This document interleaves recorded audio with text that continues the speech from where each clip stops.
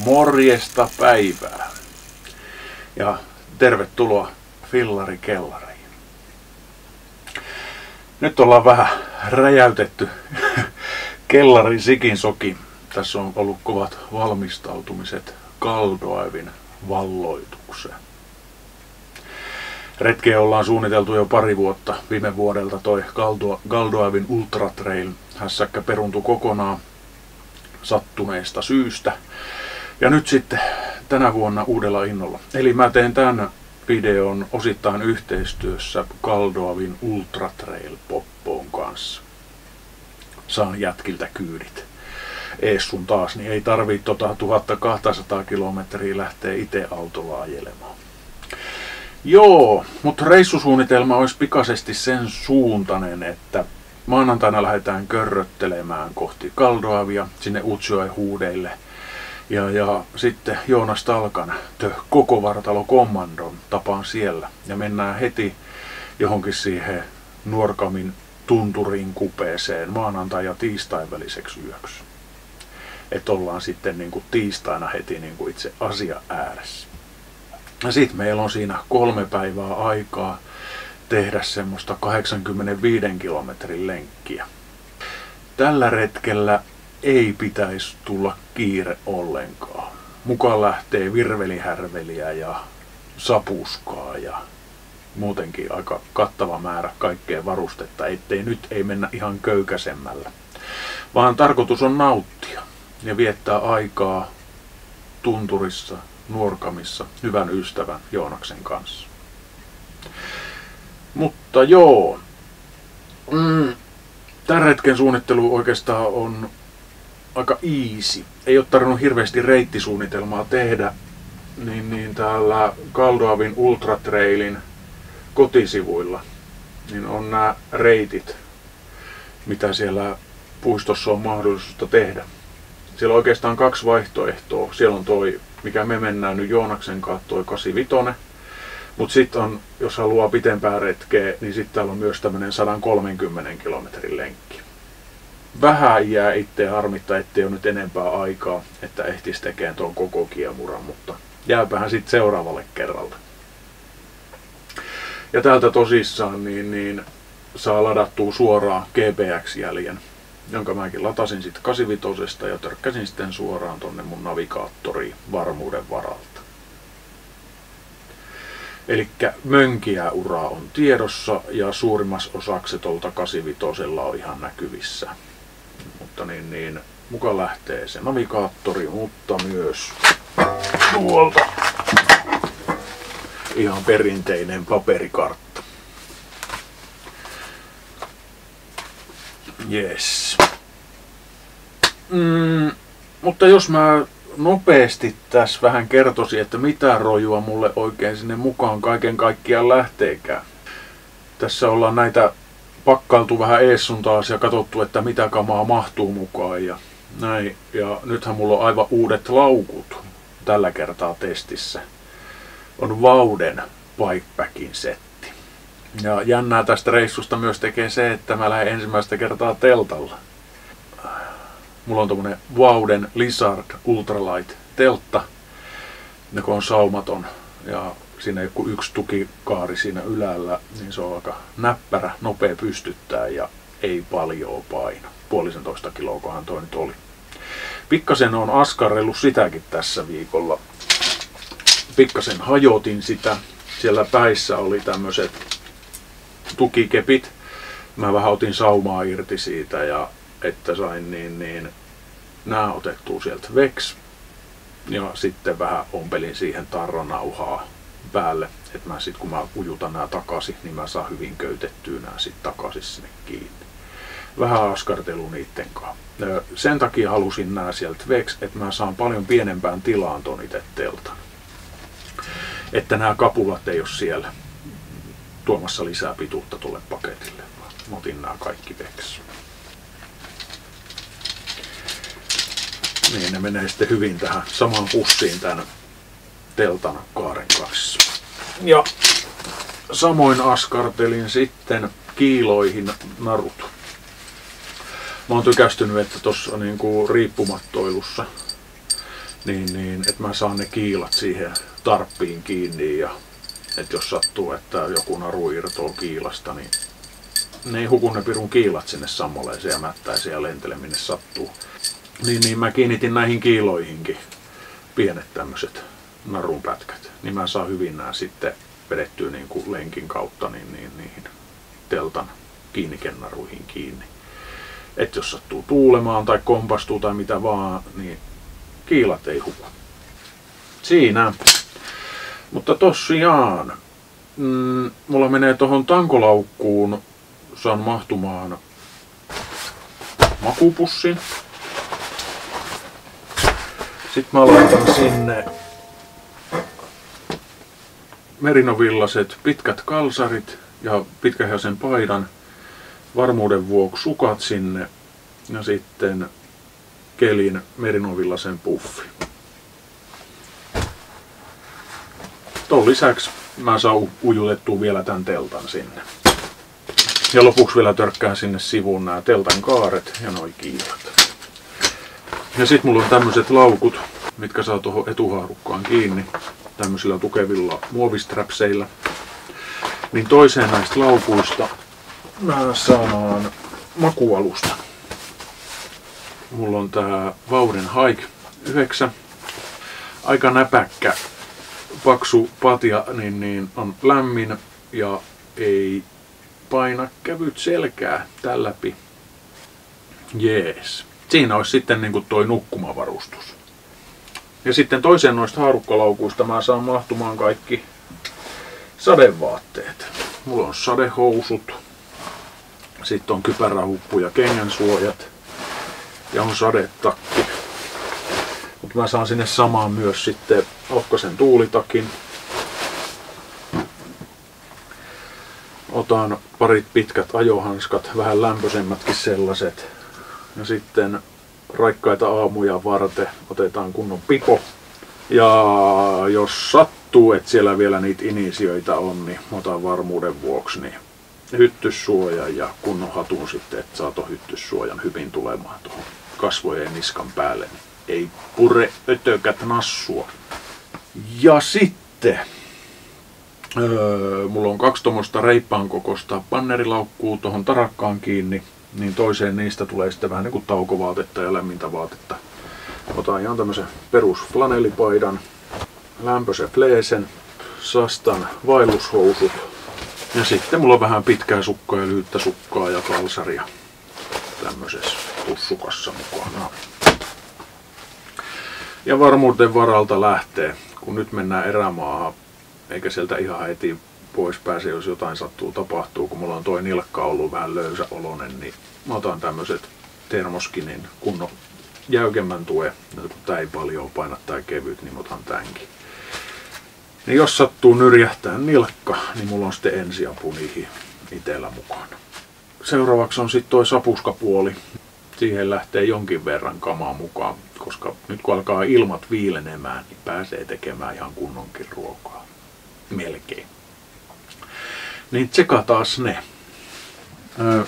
Ensiksi mä ajattelin, että mä otan vedenpuhdistimen mukaan. Mutta sitten mä oon katsellut vähän videoita, mikä on ollut osittain myös tähän reissuun valmistautumista. Eli toi Ali Leiniö oli Galdoavissa kanssa seikkailemassa. Ja samoin Kanotti ja Tomaatti.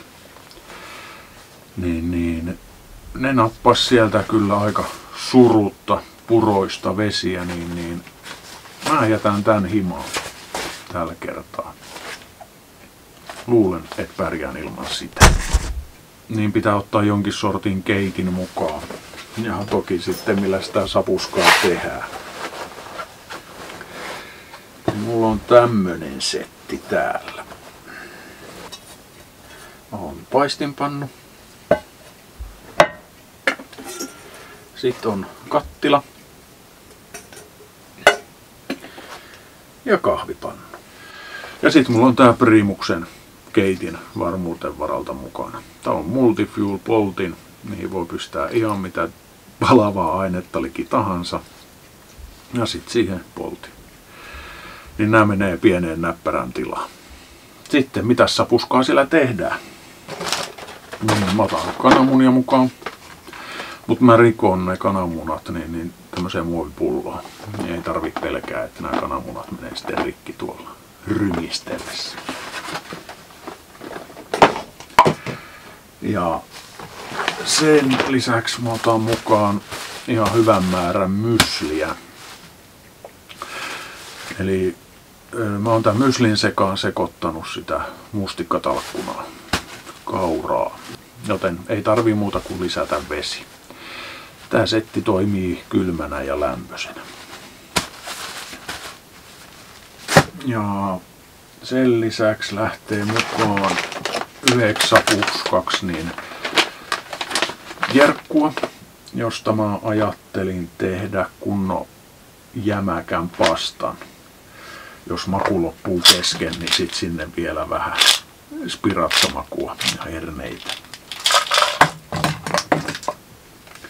Siinä olisi niinku ehkä 1 sapuska. Ja sit mulla on vähän salamia mukana ja sit on sipulia ja valkosipulia ja vähän pottujakin, koska voi olla, että tulee tehtyä makulihan peuranlihasta vielä soppa siellä. Ja kun nautiskelemaan ollaan lähössä, niin otetaan sinne vielä pullollinen punaista viintä.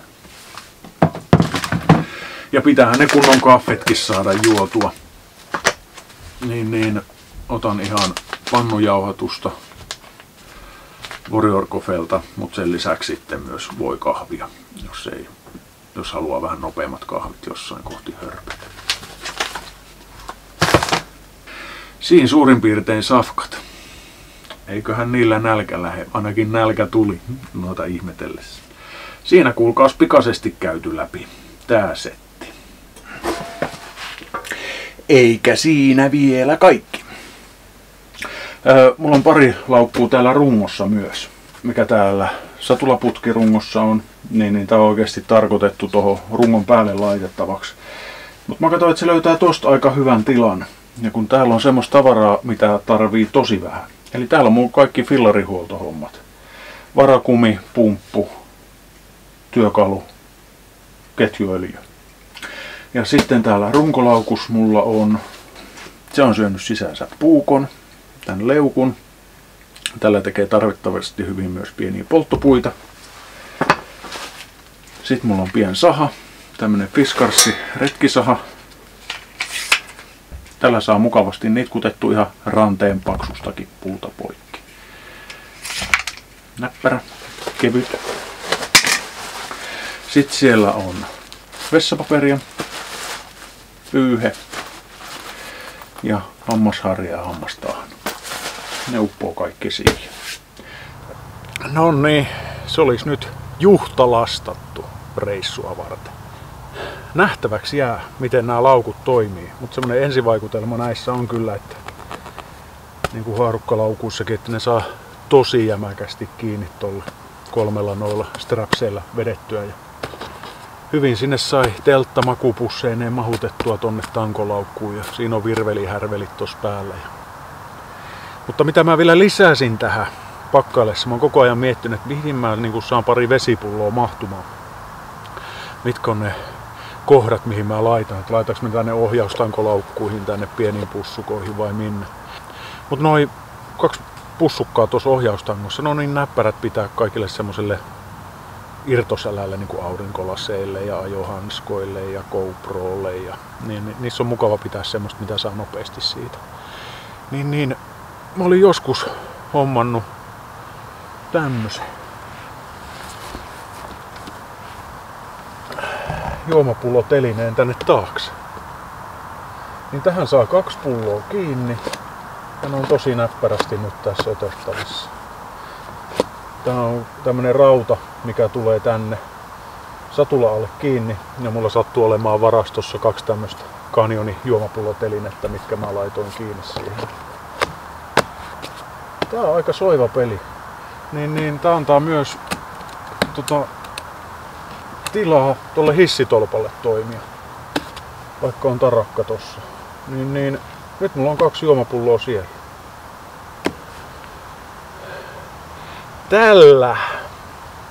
kamamäärällä, tän näköisellä lastilla sitä nyt lähdetään sitten Galdoavia valloittamaan. Toivottavasti on kaikki mukana. Hirveästi ei ylimääräistä varmaan oo.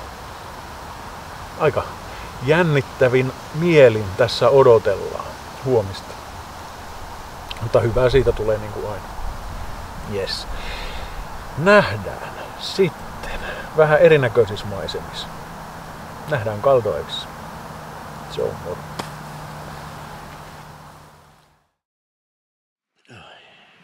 No niin, kas hyvää huomenta. Vähän erilaisesta majoitteesta kuin yleensä tottunut. Tosissaan, Teltta Meisingillä mennään. Ja Galdoavi erämaassa herättiin. Yllättävän hyvin sai nukuttua. Varmaan tuossa 8 korvilla heräsi. Että tästä tuli kumminkin nukuttua. Ainakin 4-5 tuntia. Aurinko toki nousi ja se on niin lämpöisesti porottanut tuohon, että mennäs vähän kuuma jo tuossa aamusella tulee. Päivän retki polttelee, niin ei tässä malta kauhean kauaa lötkötellä. Mennäs kattoo, miltä tuolla teltan ulkopuolella näyttää. Aletaan aamupalan tekoon.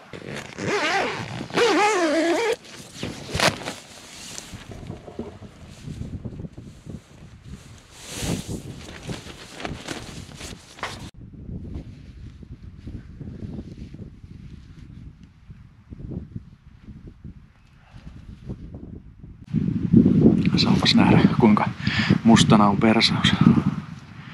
Variksen marjaa, kaikki paikat täynnä. Mukavahan tähän tantereeseen on takapuolessa lyödä, kun aamupala alkaa tekemään.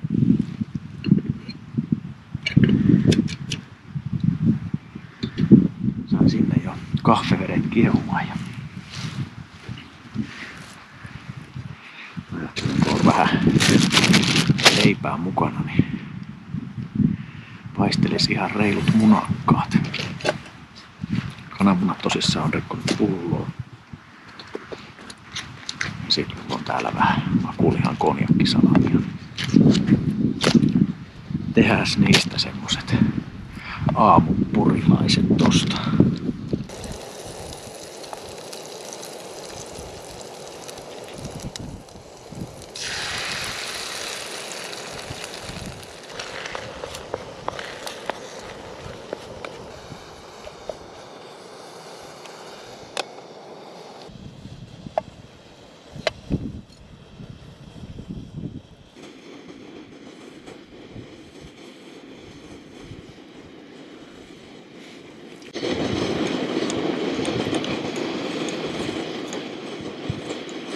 On tää aina vähän sama tarina.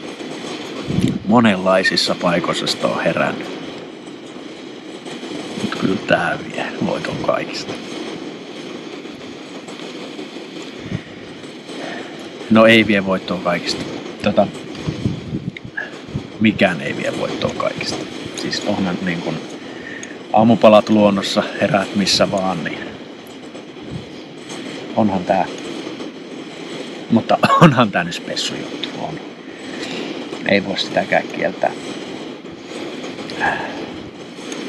Tässä Nuorgamin laitamilla ja katsella tonne Utsjokilaaksoon, kun näkyy Norjan puolella vuoristot. Hörppää tässä kaffet ja aamupalan. Eiköhän se tästä lähde päiväkulkaas käyntiin. Mut pistetään heti tähän ensi alkuun niin piens skapa pystyy. Arvontan tynkään. Niin arvotaan vähän Warrior Coffeen tuotteita. Käy Warrior Coffeen sivuilla, katsoo minkälaista kahvia sä haluat. Pikkupaketin, sitten voikahvia. Voikahvia on tätä perus- ja vaniljanmakusta. Ja tätä sitten löytyy jos minkäkin sorttista ja vahvusta. Ja jauhatuksenkin saat ihan itse päättää. Kotkenut siellä, niin pistä tähän videon kommenttikenttään sitten, että minkälaiset kahvet sä haluat. Niin mä arvoon 2 tyypille sitten maukkaat retkikaffet. Ja arvonta-aika lukee tässä.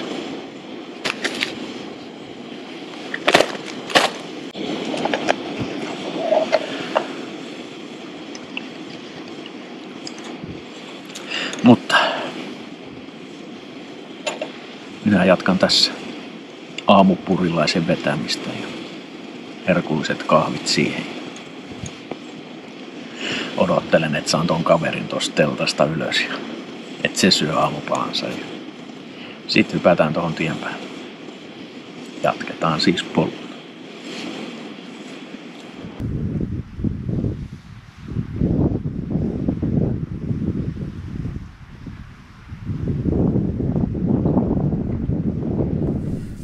Huomenta, Joonas. Huomenta vaan. Kanssaretkeilijä Jaska ja kaikki siellä ruudun takana. Elikkä Joonas koko vartalo kommandon sai reissukaveriksi. Mukava lähteä vähän tänne ensimmäistä kertaa itsekin tämmöisessä niinku oikeassa erämaassa, niin jotenkin tuntuu turvallisemmalta lähteä kaverin kanssa tänne vähän seikkailemaan. On se kyllä aina. Kyllä se luo turvaa. Joo.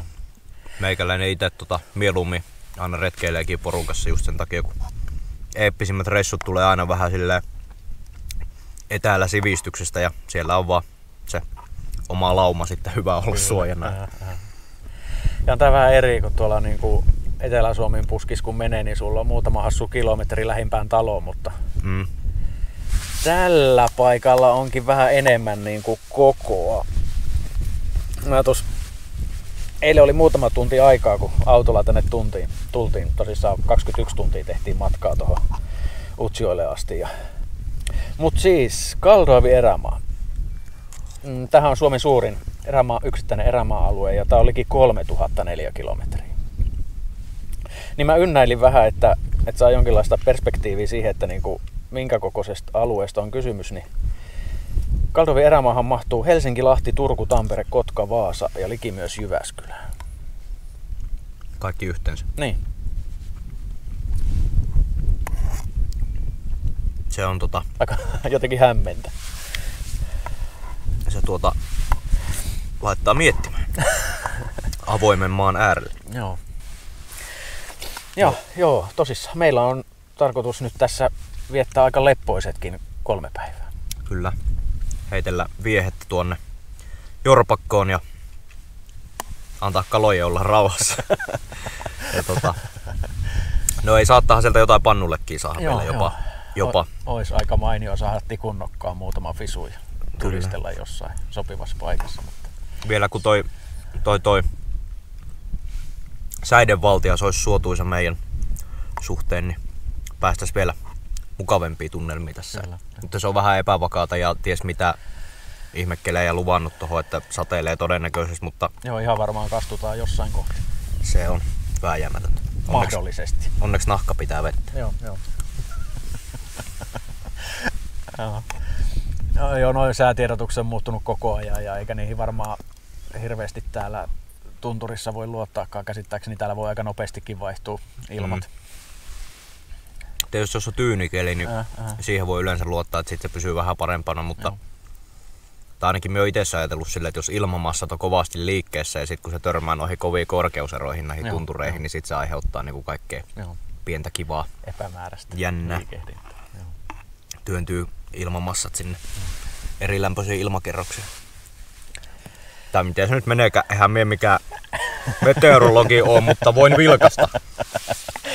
Hyvin muotoiltu, Joonas, hyvin muotoiltu. Joo, ja onhan tää vähän semmonenkin retki meille, että vähän niin kuin ympyrä sulkeutuu. Milloin se oli, kun me Narikkatorilta lähdettiin polkemaan? Me mietin, että onko se 3 vai 4 vuotta sitten. Niin, jotain siihen suuntaan. Eli Helsingin pyöräilijöiden kanssa jotenkin järkättiin semmonen Fillari-päiväkirja 2 lounge-trippi. Narikkatorilta lähti jonkinmoinen lössi konkelioita kohti Karkkilaa ja 3 meitä sitten loppupeleissä Karkkilaan asti löysi. Sun piti silloin siitä tehdä videon tynkä, mutta se jäi vähän vaiheeseen. Se on edelleen se kaikki matsku pöytälaatikossa, mutta niin joo. Ehkä joku päivä. Silloin me kärsin vähän siitä Tai se video minun mielestä kärsi silloin siitä ongelmasta, että siinä oli pelkkää sitä polkemista. Joo. Eli ympärä sulkeutuu. Galdoivin erämaa on periaatteessa viimeinen fillaripäiväkirja 2 reissu. Eli jos ei joku vielä tiedä, niin mä oon näistäkin retkistä tekemässä kirjaa. Semmoista niinku valokuvallista, tietokirjapohjaista elämysteosta. Bikepackingin Saloon. Elämysteos kuulostaa hyvältä. No. Vähän ehkä viedä astetta eteenpäin kuin se ykköskirja, kun siellä oli kaikkea niitä barcodeja ja linkkejä videoihin ja kaikkea. Mutta nyt kun on tässä vähän menneinä vuosina taidot kertynyt, niin katsotaan minkälaisen opuksen siitä saa. Mutta pääajatus siinä oikeastaan on, että retkeily ja eritoten polkupyöräretkeily on ympärivuotinen harrastus. Eli miten sä varustaudut eri vuoden aikoina retkelle ja mitä kaikkea sä saat fillarin selkään laitettu. On tossa tullut etittyä vähän polkupyörämatkailun rajoja näin. Onko niitä löytynyt vielä? Ei ole vissiin löytynyt hirveästi. Aina sitä jotenkin keksii uutta. Backrafti on jo tuttu homma ja viime talvena kuskasin peräkärryssä Ahkion sinne Torronsuon laitaan. Ja oothan se syötteelläkin vetänyt sitä. Niin Ahkio vedin niinku syötteellä jo siellä latupohjalla. Se oli hyvä. Se oli niinku toimiva konsepti kyllä. Kun me itse muutama kerran pakkaskeleilla läskipyörää tietenkin kanssa kokeilun, niin no okei, täällä Lapissa ei ehkä ainakaan kovimmilla pakkasilla tai niinku sydäntalven aikaa oikein ehkä asiaakaan sillä läskillä oikein mihinkään muualle kuin valmiiksi tampatuille autoteille, mutta ja kukas niissä nyt haluaa ajella, mutta pakkaslumeen aikaa niin eihän täällä kanna mikään tuolla. Ei. Niin ei. Ja silloin muutakin niihin aikoihin niin jopa moottorikelkka uria pitkin sitten mennessä, niin mietin, että miten hitto se jaksaa se jaska, kun on itselläni oli koko ajan näpit jäässä ja hirveä hiki ja sitten jos pysähtyy, niin sitten tulee aivan jumalattoman kylmäksi sen hien takia. Ja kyllä se täytyy sanoa, että se vaatii jo semmoista ekstra mitenkä nyt sanoisi, ekstra sisua vähän se homma ja viitseliäisyyttä katsoa ne varusteet kuntoon ja pistää oikeasti aikaa ja mielenkiintoa siihen hommaan, tai mielenkiintoa siis on löytänyt aikaa ja energiaa siihen hommaan, että se lähtee toimimaan. Että. Joo, ei se varmaan ihan että lähdenpä ensimmäiselle polkupyöräretkelle ja lähden vetämään Ahkioa perässä, niin se ei ehkä ole se, mitä suosittelen, mutta itsellä oikeastaan nämä kaikki projektit, eihän tämä helppo harrastus ole. Ei ole. Että kyllä tässä kuntonsa saa pidettyä ihan hyvässä kunnossa. Et jos helppoja harrastuksia haluaa, niin tää ei ole se. Ei helppo eikä halpa. Sen listan joo. osakas. Mutta joo, ehkä siinä kirjassa sit vähän vinkkejä enemmän. Et mitä, mihinkin ja miksi, jos semmosia vastauksia on.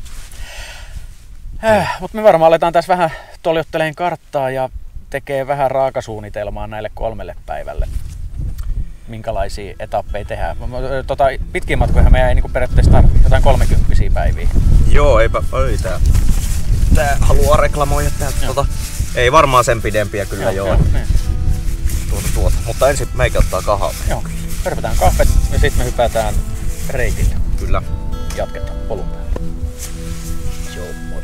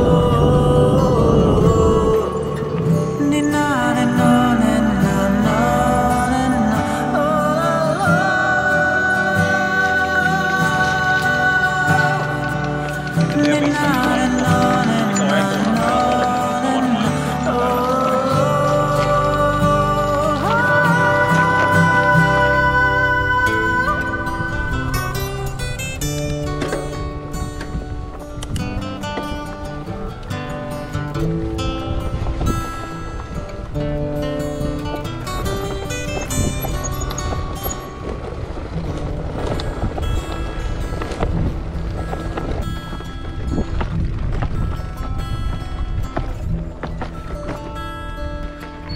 se kapustarinta piipittää.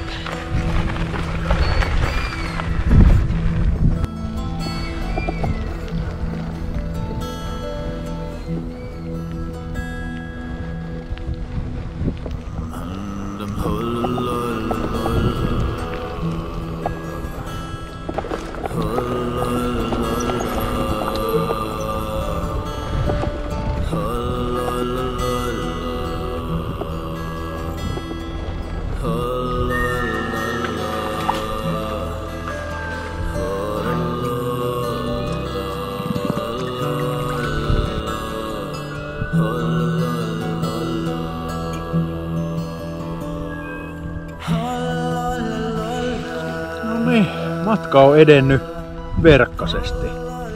Me ollaan liki 4 tuntia varmaan oltu kohta liikkeellä ja 13 kilometriä ollaan edetty. Ei oo mikään vauhtitrial-polku täällä. Aika tolleen tämmöisellä kuormalla niin aika teknistä ja ajoittain haastavaakin mentävää ja toki niitä nousuja riittää. Mutta nyt on pieni tauon paikka. Löydettiin kunnon hilla, lakka kautta suomuurain paikka. Kerättiin kuksolliset marjoja ja otetaan tässä vähän hörppyä, pähkinää ja marjaa ja jatketaan varmaan tää päivä sitten ihan tonne missä ikinä meidän leiriste onkaan. Olisi tarkoitus ehkä joku 30 saada tälle päivää kilometrejä, niin ei jää sitten seuraaville niin hirvittäviä määriä. Vähän on ripotellut, mutta meidän meno se ei ole haitannut. Eihän? Ei haittaa. Tää vielä kuivuu suurin piirtein samaa tahtia kuin kasti. Todellakin kuivuu. Yes. Sitten huomenna. Joten harmaassa kelissä ja vesisoteessa jatketaan kohta matkaa eteenpäin. Jatketaan polun päältä. Joo, moi.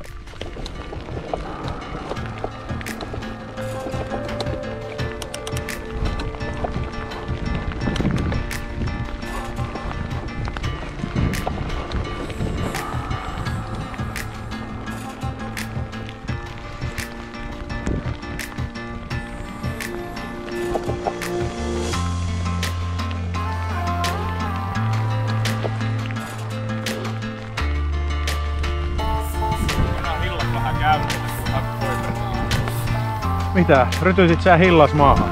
Kyllä ne vähän tossa No. viikossa. Onhan tää aika rytytystä. Pitää vähän kattoo mihin renkaansa ottaa.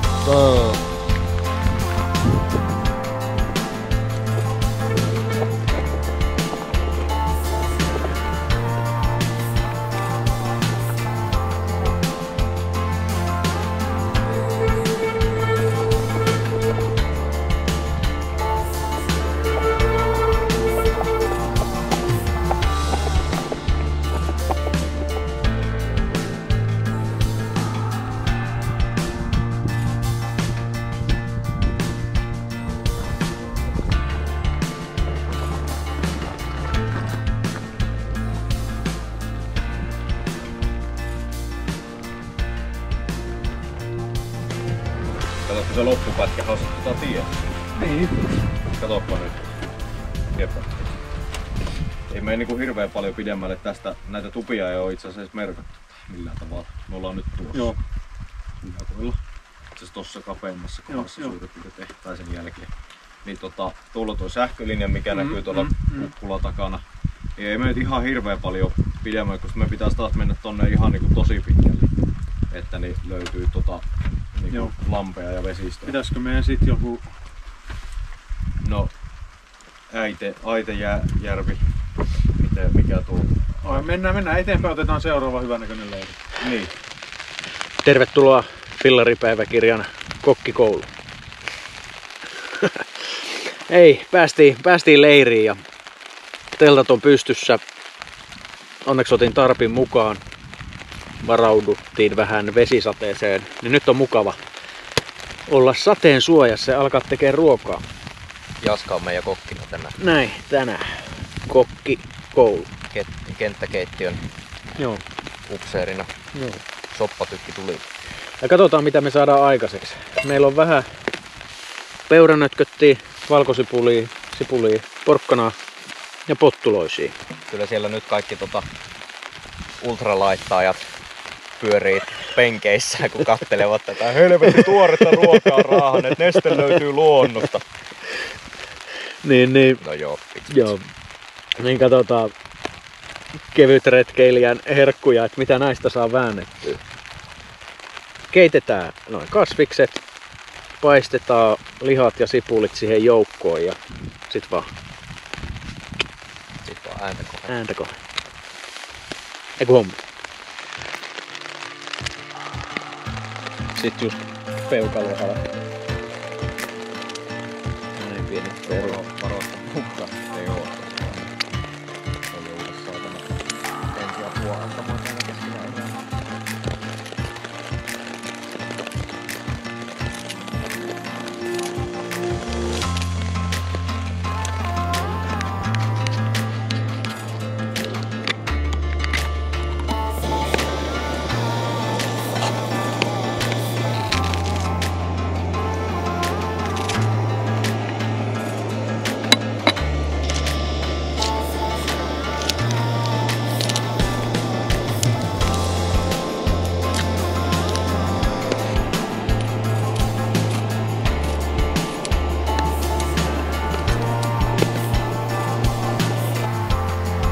Tämähän maistuu.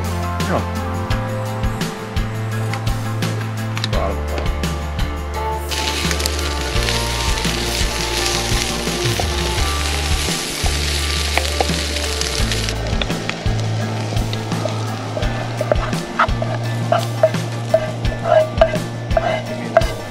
Halutaan oikeesti naatiskella. Vähän matkaakin, mutta naatiskella. Se ei missään vaiheessa ne ei saa olla liian ristiriidassa toistensa kanssa. Matkan tukaan naatiskella. Kyllähän on sitten tällaisia päiviä, kun väkisin milloin sitten vaan niin käytännössä sovittu, että no okei, tänään mennään eteenpäin, vaikka on vähän huono keli. Se on vaan sit siirrettävä sitten. Ei, hyvää ruokahalua. Kiitos. Mihin mä lusikkani? No löysin senkin. Tarviiko suolaa? Joo. Oman maun mukaan. Ettei naapurittaa mikään kysy. Ei tätä paljon. Oi, saatana. Just kun pääsin sanoa sitä, ei tää paljon humps. Perinteinen. Hyvin perinteinen. Ui saatana.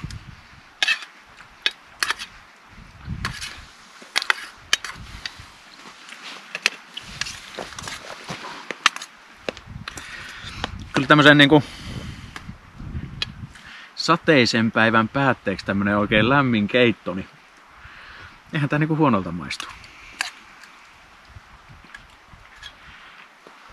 Ei kyllä, ei maistu yhtään huonoa.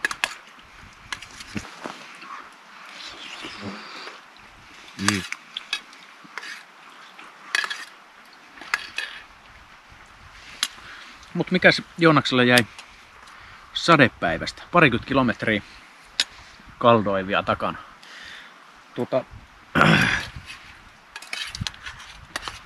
No nuo sadepäivät on aina vähän tommosia, että vaikka on tottunut itekin kaiken maailman sääoloissa tuolla reissaamaan ja näkemään kaiken maailman kurimuksia ja kauniita kikkelejä, niin kyllä se vaan tommonen kun tuolla monta tuntia painat sateessa ja hanskat kastuu ja vaikka nyt kylmää ollut, että on 15-asteinen ilma ja suurin piirtein varmaan samanlämpöinen vesi, ei ollut mitään kylmää tuo sade. Joo. Niin ei niinku kylmettänyt yhtään, että liikkeessä pysyy hyvin lämpimänä ja pystyy hyvin pitää 10-15 minuutin tauokin ja varsinkin sillä hilloja poimimaan, vaikka oli ihan aivan kaikki paikat ihan märkänä, niin joo. Ei ollut mikään ongelma sen kylmyyden suhteen, mutta kyllä silti aina vähän vetää mieltä niinku maahan. Joo. Ei ollut mikään huono päivä todellakaan ajon suhteen, vastahan meillä on tässä tietysti iltatoimet ja harrasteet ja vieheen heitot jäljellä vielä tälle päivää, että päivää on kuinka paljon jäljellä, mutta niin, ajon suhteen ei ollut paras mahdollinen päivä, mutta ei nyt todellakaan huonokaan päivä. Että Sääsketkin. Joo. Sääskiä Itse on kyllä niinku saanut haavi auki ajaa. Ihastella näitä maisemia. Ja toi sade, no joo, mua se ei kyllä haitannut. Se ei, toisaalta kun se oli vähän niin kuin tihuttelu kumminkin, että se ei ollut mikään kaatosade missään vaiheessa. Elikkä kastui mullakin hihat, niin kuin takki vähän valskaa, että vähän niin kuin on vaatteet märkinä, mutta ehkä se sadekeliin varustautuminen, ehkä se, niin kuin, että pitää vaan olla hyvät vaatteet, että ne pitää sen veden ulkopuolella. Mulla se ei tällä kertaa pitänyt. Ja sitten sadekelissä mun mielestä se on se, että sit pitää myös snadisti ottaa sitä vauhtia pois, koska muutenhan sä sit hikoilet sisältäpäin kahta kauheammin, koska se hengittävyys hävii niistä retkuista. Ja sitten tietysti toimii se hätätekniikka niin kuin minulla nyt tässä, että esimerkiksi housuthan ei ollut millään tavalla veden pitää, vaikka kuin tuotekuvauksessa lukikin, että niin hylkii vettä ja niin poispäin, niin paskan latvat. Kyllähän näkee kankaastakin, että ei enää mitään vettä hyljiä edes, kun ensimmäisen pari pisaraa, niin antaa kastua. Mutta kun ei ole materiaalivahvuus kovin iso, niin eikä täällä ollut mitään alla sen kummemmin, minulla ei ole mitään aluskerrastoa tuolla alla, niin ei ole paljon mikään imee vettä.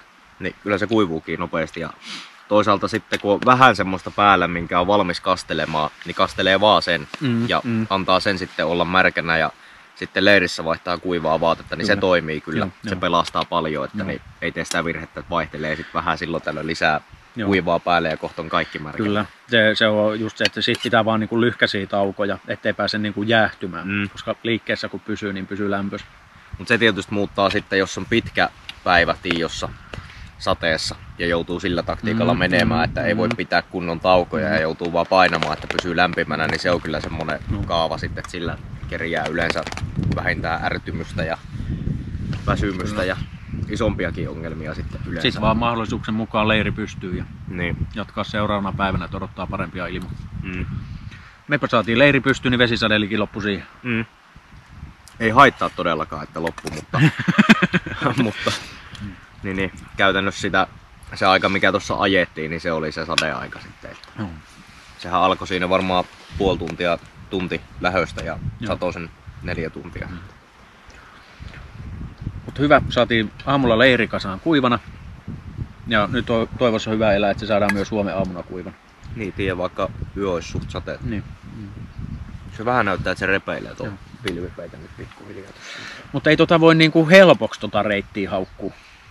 Ei todellakaan, ei ole mikään aloittelijan reitti, eikä siis pitää olla maastopyörä, ei voi tulla millään kaupunkimummopyörällä vetämään. Ei. Vaikka tossa nuorkami... Onko sitä kaarta? Ei, minulla ole sitä kuorta, sitä ulkokuorta, sitä pakettia. Se on pikkusen harhaanjohtava kyllä. Älkää lähtekö Kaldoavin poluille ton näköisellä pyörällä.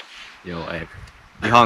Ihan kunnon maastopyörä on hyvä olla. Mielellään vähintään etujousitettu, jos ei ole sit läskipyörää. Ja en tiedä kyllä vetääkö kukaan niin old schoolisti, että sillä on täysin jousittamaton, eli täysin jäykkä normimaasturi, niin kuin ennen vanhaa on. Ja ehkä se on huomioarvosta, että ilman karttaa sä et pärjää täällä. Joo, ei. Eli joko sulla pitää olla paperikartta ja sun pitää osata lukea sitä. Tai sitten kun meilläkin oli tuossa kartan lisäksi, niin toi pyöränavigaattori koko ajan päällä, että mulla oli valmis jälki, niin se auttoi pysymään. Koska siellä kumminkin noit mönkiä uria ristes jonkun verran. Ja siellä ei ole mitään viitotusta missään, niin ihan huomioarvoinen juttu. Ja jonkin verran on pystyttävä pysymään kartalla muutenkin sitä, että missä mennään koko ajan niin kuin ilman kepsiäkin. Ihan siltä varalta, että joutuu jättäytyä sen kartan varaan, niin tietää sit missä on. Että täällä ei tosiaan ole mitään viittoja eikä mitään kilometripylväitä eikä muita täällä. Tää on erämaa-alue. Elukoita jonkun verran, siis lähinnä poroja. Ja se lintu, jonka nimeä en ikinä muista. Kapustarinta. Kapustarinta on meitä seurannut koko retken ajan. Ei se ole se sama kapustarinta. Ne siellä huikkailee surumielisesti.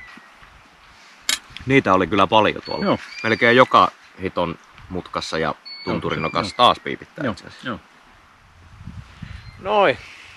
Se olisi kuulkaas päivä pulkassa. Safkan jälkeen alkoikin sitten saman tien satamaan vettä, niin jäi Visustelut suorittamatta.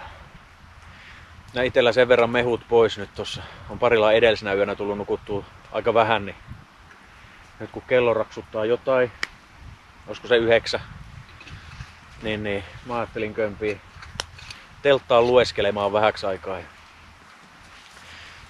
nukahtaa ja odottaa huomista. Huomenna on kans ihan mukava päivä tulossa. Sen verran tuossa puhelimen sai auki ja netin toimimaan, että sai säätiedotuksen katsottua. Niin kuin taivaan rannasta näkee, niin huomenna pitäisi paistaa aurinko. Kyllä. Sehän ei meitä haittaa. Ei todellakaan. Ehkä huomenna sitten kalastella. Niin. Ainakin yritetään kalastaa. Toivottavasti. Mutta me saatiin märistä vaivaiskoivuista sen verran nuotio tuohon, että saatiin vielä iltapalamakkarat paistettua. Semmosena huomiona tosiaan, että pohjoisessa erämaa-alueella on ihan luvallista tehdä tulet sitten, mutta niin, jos meinaatte tehdä tulia tai jos aiotte semmoisille seuduille, missä meinaatte tehdä tulia kenties, niin varmistakaa etukäteen puiston tai erämaa-alueen tosta järjestyssäännöstä nimenomaan, että onko se luvallista tehdä ja millä alueella. Että niin. Ja toki niin kuin retkeilyetikettiin kuuluu niin kuin mekin, niin tosta vähän maankuorta pois ja nuotio siihen. Sitten sammutetaan nuotio ja lyödään kuntat takaisin tohon noin, niin jätetään tää mesta vähän sen näköiseksi, ettei tässä oltaisi aikaisemmin oltukaan. Kyllä. Nimenomaan kastellaan se vielä kunnolla, ettei jää kytemään. Nyt on kyllä sadellut niin huolella, että ei ihan äkkiä lähde mettäpalo, eikä täällä ole mitään mettää mikä palaiskaan, mutta se voi jäädä tonne kuivaa maanpoveen kytemään vielä, kun ei se ollut kastellut kuin tosta pinnasta maata vielä. Semmonen huomio. Eli näihin huomioihin. Hyvää yötä huomiseen. Hyvää yötä.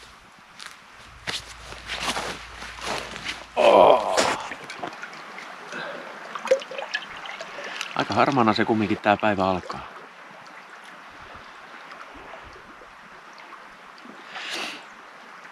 Ja jos se siitä vähän kirkastus, kello on kohta jo 8:30. Sain 7 asti ihan hyvin nukuttuukin tossa. Pien semmonen hedari, päätä meinaa jonkun verran jomottaa.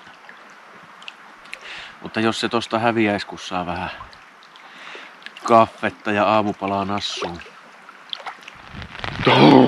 No huhhuh. Olipas siinä aikaista seikkailun täyteinen päivä, joka nyt tällä kertaa ei ihan loppunut niin hyvin. Villarillepää siinä. Onko vettä sataa vielä, niin aamulla sit alan remontoimaan Joonaksen kanssa senkin tuossa. Katsotaan mihin kuntoon se saadaan, että täältä päästäis poiskin.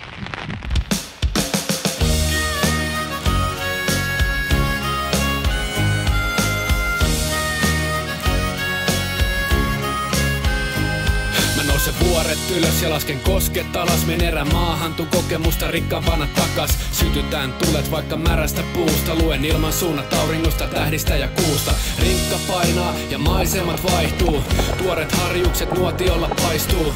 Liikun kesät talvet joskus myös keväällä, jallupullo on osa meikäläisen leirielämää. Kitara soi ja porot juokse karkuun, maisemat vie mielen takas aikojen alkuun.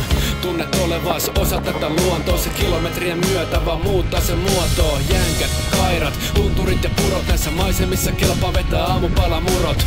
Kosken niskat löytyy taimenta ja lohta, nyt on edessä taas koko vuoden suuri koho kohta. Kun on matkalla pohjoiseen, etsimään onnea ja täältä mä löydän sen. On erämaan kulkuri samoin metsissä ja nousen tunturiin. On matkalla pohjoiseen, on erämaan kulkuri samoin metsissä ja nousen tunturiin.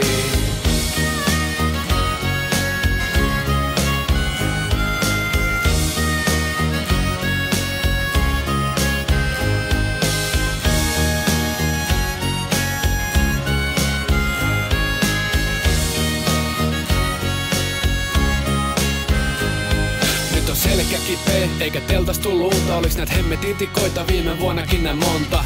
Askel paina kanta päässä hiertymä, todellisuus vasta loma ja sitten mielen yhtymä. Tää kartta on vinossa tai sit kompassi on rikki, piti kävellä suoraan mut taas tulla ympyrälenkki. Mikä on tuo kartan näkyvä piste, taidan olla samassa paikassa kuin 2 tuntia sitten.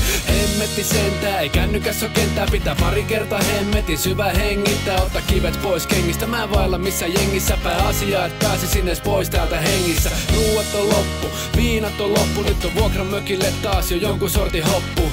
Voi olla, et aika kultaa muistot ja ensi vuonna kierrän taas nää samat kansallispuistot. Kun on matkalla pohjoiseen, etsimään onnea ja täältä mä löydän sen. On erämaan kurkkuri samoin metsissä ja nousen tunturiin.